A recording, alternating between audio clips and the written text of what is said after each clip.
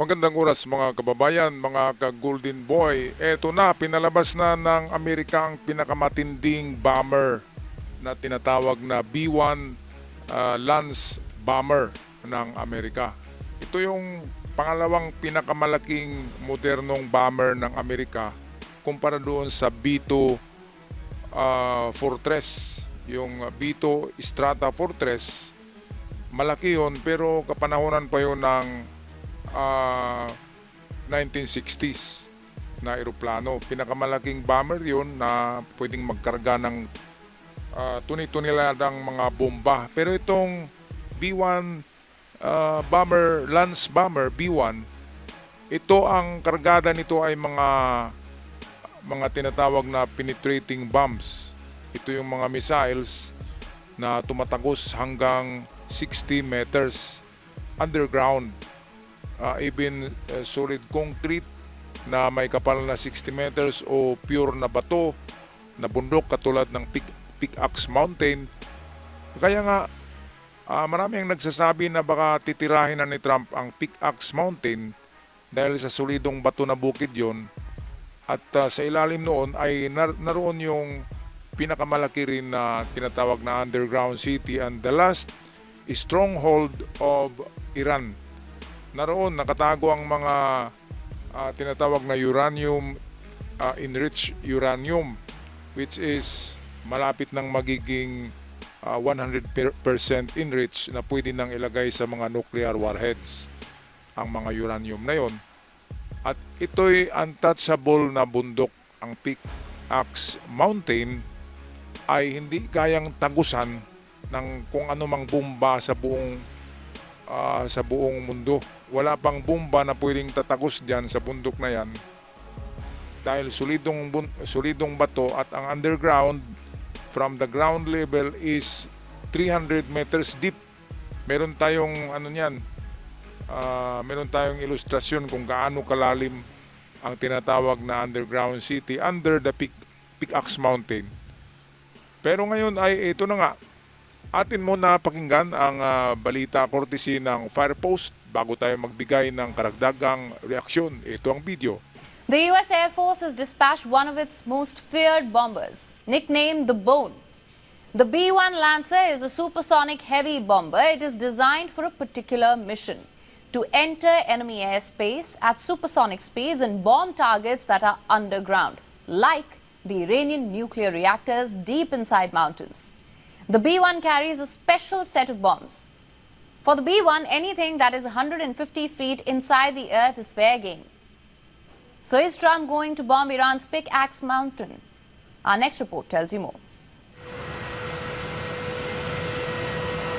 The US has moved one of its deadliest bombers to West Asia. The B-1 Lancers were seen taking off from the United Kingdom and heading towards US bases in the Gulf. The Pentagon hasn't fully revealed the details of the mission, but several reports say the B-1 bombers will be used to target Iran's underground complexes, like missile tunnels and nuclear facilities.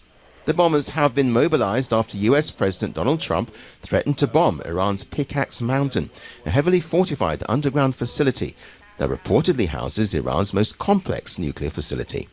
Do you believe that Iran has moved nuclear centrifuges into Pickaxe Mountain? And when you say we're not done yet, what is left to finish? Well, I think that they may have. We don't have it on record, and we'll be hitting that area probably pretty soon. And there's not a thing they can do about it. Normally I wouldn't say that. If I thought they could do something about it, I would never say that. But we'll be hitting that area pretty soon, and very heavily. If the Pickaxe Mountain is indeed the target, this will not be an ordinary bombing mission. But first, let's look at the aircraft that have been deployed. The B-1 Lancer is known by its nickname, the Bone, not because it looks like one, but for a very different reason. When written in English, the B-1 spells out as B-O-N-E, so the American pilots call it the Bone. This is a Cold War relic. It has swept wings, which means the wings fold mid-air, allowing the bomber to reach supersonic speeds. It can cruise at Mach 1. It's one of the most powerful bombers worldwide. The B-1 can drop 75,000 tons of ordnance in one mission. The aircraft has been severely modified over 4 decades Okay, so itong B-1 Lancer bomber ng Amerika, ito yung pinaka malaki sa mga modernong bomber ng Amerika. Marami ang nagtaka kung bakit pinadala na sa Amerika via United Kingdom. Kasi sa United Kingdom yan naglanding and then lilipad na siya papuntang Iran. Kargado yan ng mga tinatawag na bunker buster bomb. Ang mga bunker buster bomb na dala niyan ay merong 3,000 pounds na bigat ang bawat isa. Imagine 3,000 pounds ay parang tatlong maliliit na truck de karga o parang tatlong automobile, di ba? Isang tunilada ang isang kutse na maliit, yung parang mga Wigo, ay ganun kabigat yung yung mas mabigat pa pala kasi 3,000 eh. Ang 1,000 tons ay isang kotse na maliit. So ibig sabihin parang may dala-dala siyang napakaraming mga kotse na ang bibigat. 3,000 bawat isa ang bunker buster bomb na dala niyan. Kaya palagay ko ay palambutin ng bundok eh. 'Di ba? Parang tapyas-tapyasan yung bundok kasi bato 'yon. Tapyas-tapyasan siguro merong 20 ka bunker buster kasi 60 meters ang kayang tagusin ng mga bomba na yan eh. Eh kung dalawa di 120 meters na and then kung tatlo ay nasa 180 meters. So mga 6 na bunker buster ang ihuhulog sa Pickaxe Mountain bago tatagusan yung underground city na nasa 300 meters downwards ang lalim. Merong deep na 300 meters napakalalim, talagang napakaduwag nitong mga Iranian. Sinisigurado talaga nila na hindi maaabot ng bunker buster ng Amerika. Alright, balik tayo sa video courtesy ng The Fire Post. The aircraft has a range of weapons, but there's one bomb that gives it the ultimate edge, the Guided Bomb Unit 72. Now this bomb has a payload of a whopping 3 tons or 3,000 kilograms. It's designed specifically to attack underground installations. The nose of the bomb is made of hardened steel. It can penetrate almost 150 feet underground. With the deployment of the heavy bomber, the US is sending a message to Iran that it's coming after Tehran's underground facilities. The B-1 bomber can strike multiple targets in one sortie, but can it strike Iran's most secret facility, the Pickaxe Mountain? The heavily fortified underground facility in central Iran, located near the Natanz nuclear complex. The mountain has been named Pickaxe because it's rugged and tough to penetrate, and it's made of hardened granite rock. As per US and Israeli intelligence reports, the Pickaxe Mountain houses Iran's most sophisticated nuclear facility, and Trump wants to destroy it. But there's a problem. Can the B-1 destroy the Pickaxe Mountain? The answer is probably not, but it can soften the target. The Pickaxe Mountain's facilities are nearly 300 feet underground. There's no US weapon that can reach that deep. The only way is to target with repeated bombing runs. That's why the B-1 has been called in. As per US reports, the B-1 is meant to carry out multiple strikes to soften the top of the Pickaxe Mountain before the larger bombs can be dropped by the B-2 stealth bomber. For now then, the Pentagon has not revealed the B-1 bomber's missions, but as they arrive in the region, speculation over Trump's bombing plans in Iran continue to grow. The world is watching the Pickaxe Mountain and wondering, can a bunker really be built so deep that even the world's most powerful bombers cannot reach it? Ito yung napakahirap na gagawin ni Trump, ang paglusaw o ang pagdurog ng solidong bato na bundok na yan, ang Pickaxe Mountain.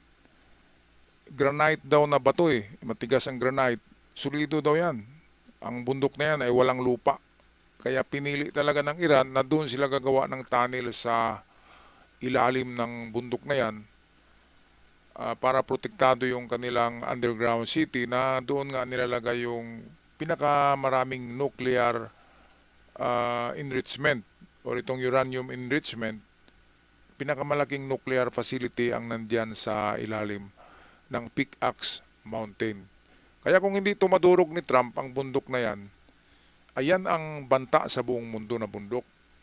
Dahil kapag nakumpleto na 100% enrichment ang uranium, ready to use para sa mga nuclear warheads ng mga missiles, ay talagang magugunaw ang Amerika, magugunaw ang mga Arab nation ng Gulf State, magugunaw ang NATO, magugunaw ang Japan, magugunaw ang Taiwan. Mga kababayan, kapag hindi nasupil, hindi nadurog itong Pickaxe Mountain kung saan nandyan sa ilalim niya ang apocalyptic na na programa ng Iran, ang paggawa ng mga nuclear bombs or nuclear missiles.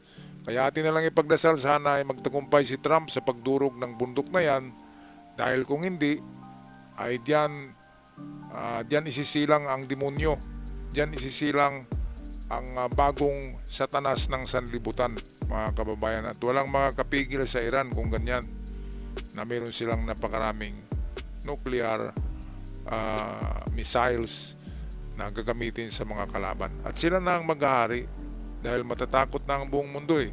Sila na ang maghahari. Kaya atin ipagdasal na sana magtagumpay si Trump sa pagdurog sa bundok na ito, kasi ito ang last stronghold ng Iran.